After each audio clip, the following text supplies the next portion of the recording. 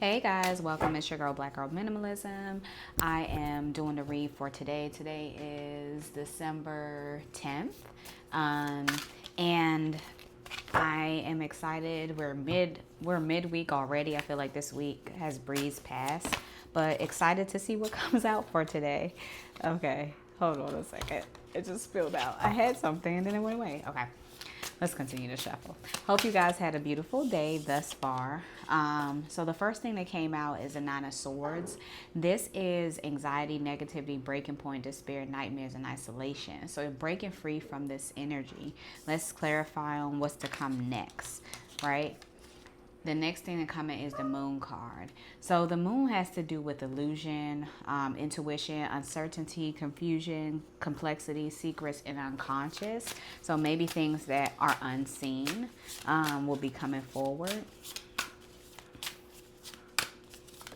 Okay.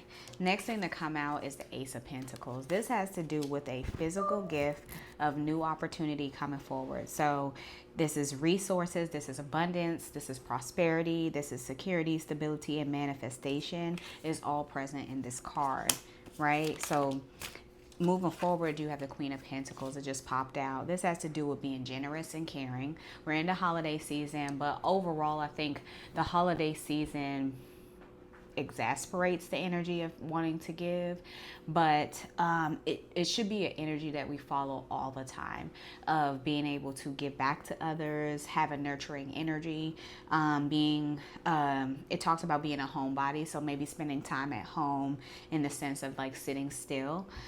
You're in a place of having a good business mindset, being very practical about things coming forward. I think practicality makes sense in this holiday season because it is a season that promotes spending, but you want to be comfortable in saying no to things that are not reasonable, right? And it comes to a comforting energy, having welcoming energy as well, being sensible and luxurious. So being able to, find the thin line of what makes sense and what doesn't, right? Moving forward, we have the Hermit card. So we talked about the homebody aspect. So this has to do with self-reflection, introspection, contemplation, withdrawal, solitude, search for self. So this is a time period where you're going to be going internal and kind of clarifying on different feelings and overall approach to everything. And I have my little black obsidian, which is a representation for power, protection, and positivity. And I think that's necessary in this time frame of the holidays. You have the Knight of Cups. This talks to being idealistic, being charming, artistic, graceful in your approach, also being very tactful, being diplomatic, being a mediator. So maybe being a mediator between two groups, two people, whatever it is, being in between the energy of being able to be a guiding light, and then negotiator. Maybe you be negotiating something in this time as well.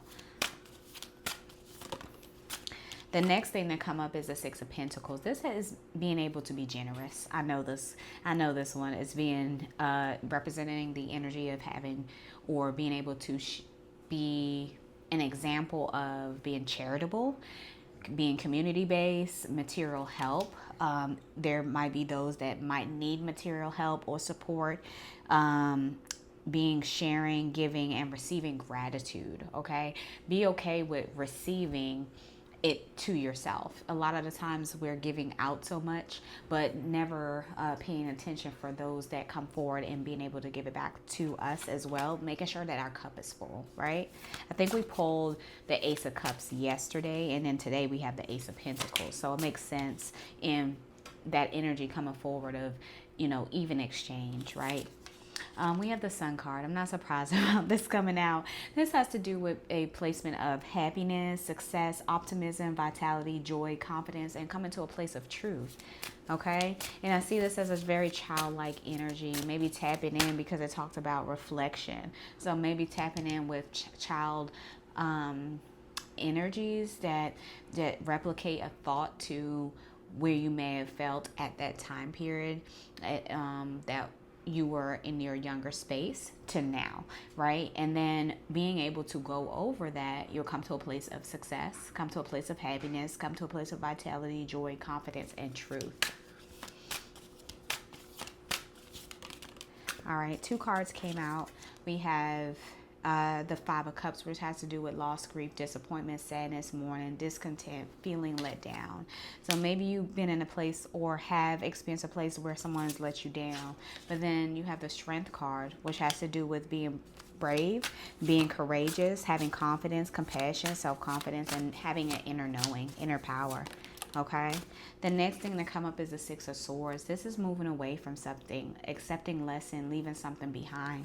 I think it's the old patterns are what we're leaving behind, and the newness that's coming forward are like the Sun card, the Six of Pentacles, being gracious and showing gratitude, the Queen of Pentacles, which has to do with being generous, caring, and nurturing. So all of these are a representation of what you could be in that boat moving towards. Okay, so you have 1, 2, 3, 4, 5, 6, 7, 8, 9, 10, 11, and I'll pull one more card. Okay, more than one came out. So all this came out. So we have this Seven of Wands. This has to do with protectiveness. This is like guarding your energy, guarding your territory. We have the Page of Swords, which I kind of see this very similarly. This is an action-based card of being curious, witty, chatty, communicative, inspired, vigilant, being aware of your surroundings and things happening around you. The next thing to come up is the Seven of Pentacles.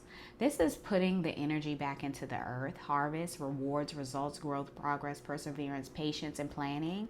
So things that you've planned for are coming to fruition. The Ten of Pentacles. I'm not surprised that this came forward. This has to speak with legacy, roots, family, inheritance, windfall, foundation, privilege, affluence, stability, and you're walking in a space of traditional roots being shown here. This is 4 generations being represented in this card.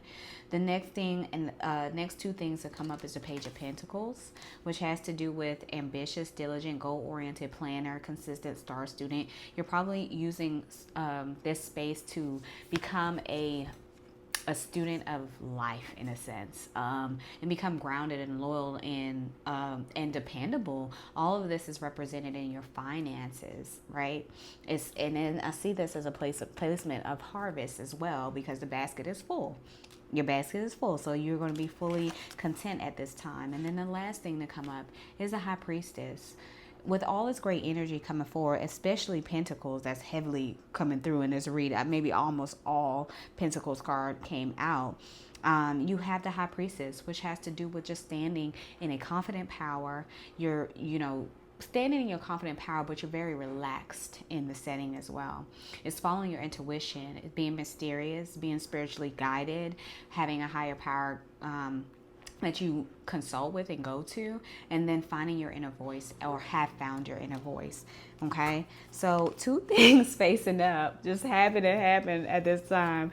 We have the Six of Wands, which has to do with success and victory.